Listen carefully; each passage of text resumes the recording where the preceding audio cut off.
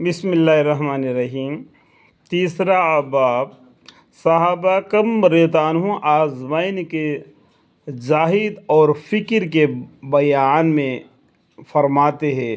ये लिखने वाले बुज़ुर्ग ने इस बार में ख़ुद नबी अकरम सल्लल्लाहु अलैहि वसल्लम का अपना मामूली और उसके वाक़ा जो इस अमर पर दलालत करती है कि ये चीज़ें हुज़ूर अक़दस सल्लल्लाहु अलैहि वसल्लम खुद इख्तियार फरमाई हुई और पसंद की हुई थी।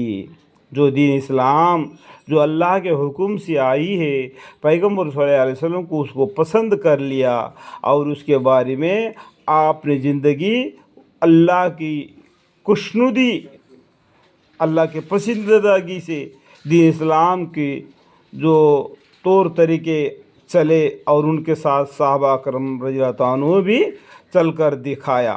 कोई मुश्किल भी नहीं। कुरान करीम ने भी फरमाया कि अल्लाह ताला इंसान को जो बातें बतलाई है वो उतने मुश्किल नहीं है जो उसको आसानी तरीका बतलाया है। हम लोग उसके गाय के बड़ी मुसीबत समझते हैं। हालांकि मुसलमानों पर फ़र्ज़ कितना किया था अल्लाह ताला ने?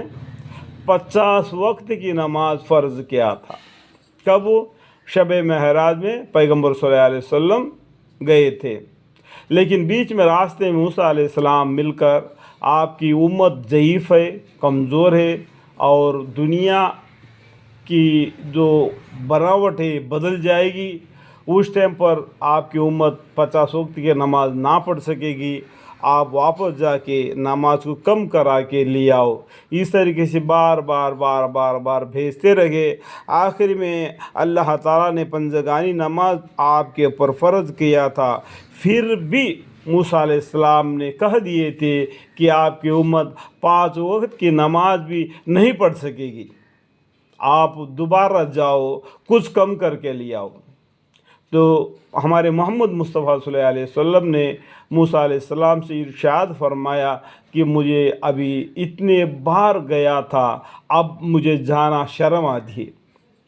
मैं इस बात को राज़ी हूँ जो मेरी उम्मत पर 5 वक्त की नमाज फ़र्ज़ हो। तो पैगम्बर सल्लल्लाहु अलैहि वसल्लम ने उसको राज़ी हुई है और उसको पूरा करके दिख रहा है। सहाबा करम रज़ियल्लाहु अन्हुम ने भी पंजगानी नमाज अदा करते हुए दीन इस्लाम के हर काम को अदा करते हुए जान और माल को अल्लाह के रास्ते में शहीद करके कि इस दीन इस्लाम को हमारे कांधों पर रख के बस चले गए, क्योंकि हर इनको मरना है, कुल्लु नफ्सिन ज़ाइक़तुल मौत। तो हम सोचना चाहिए कि हम इस दीन इस्लाम को किस मर्तबा तक हमने इसको अदा किया।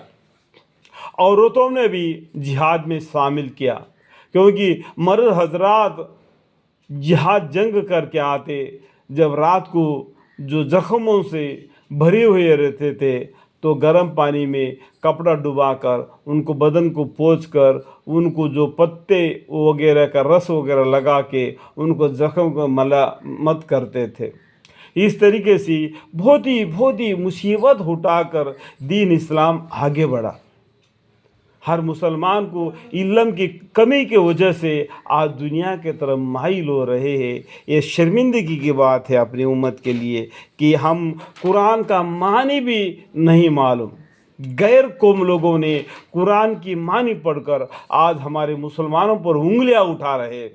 अब तुम्हारे कुरान में ये लिखा है, तुम्हारे कुरान में ये लिखा है। वो क्या ये इंसान के खिलाफत नहीं? क्या वो एक आयत को कोड करते? लेकिन हम मुसलमान क्या करना चाहिए? उस आयत के आगे पीछे क्या लिखा है इसको कोड करना चाहिए, ताकि उसको जवाब देने के लिए हमारे पास वक्त हो। वो बोलते हैं कि तुम्हारे कुरान में ये लिखा है कि नमाज मत पढ़ो, बस वो एक बात को वो कोड करते हैं।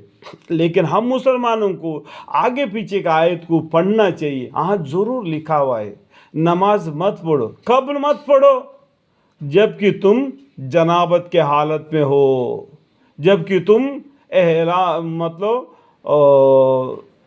पाकीज़ा ना हो, बेवुजू हो, उस टाइम पर नमाज मत पढ़ो। सवाल उसको जवाब मिल गया। ये जवाब देने का हमारे मुसलमानों पर इल्म नहीं है। बस मुंह खोल के बैठ जाता है। तो बाकी लोग, बाकी कौमें हमारे ऊपर बस शदीद करते हैं। तो उनको मुंह तोड़ जवाब देने के लिए आज हम हमारी उम्मा को इल्म की ज़रूरत है। अल्लाह ताला तमाम को हिदायत दे और इल्म की तौफीक अता फरमाए। उतनी कसरत हदीस की किताबों में पाए जाते हैं कि इनकी मिसाल के तौर पर जमा करना मुश्किल है कि पैगम्बर सल्लल्लाहु अलैहि वसल्लम, सहाबा अकरम रज़ियल्लाहु अन्हुम ने जो तौर तरीके ज़िंदगी गुजारे गए उन सब को मिलाकर हदीसें बनाकर एक एक करके मिसाल के तौर पर बयान करना, जमा करना बड़ी मुश्किल है। हुज़ूर अक़दस सल्लल्लाहु अलैहि वसल्लम का इरशाद, फ़िकीर मोमिन का तोहफ़ा है। मोमिन का तोहफ़ा क्या है?